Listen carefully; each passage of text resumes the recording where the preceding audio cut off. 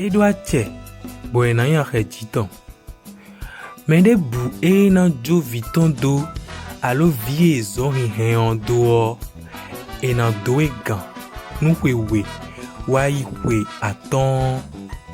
Boy kanan le kan kweni, boy nan sou chaki kan weko, wai chaki afode kan de wo.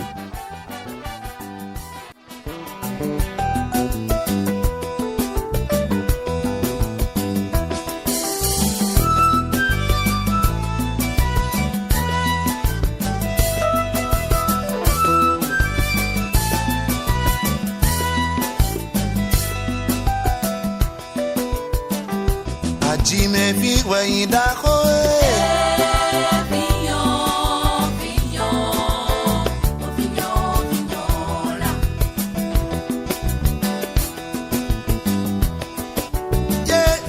Jime fi wai da koe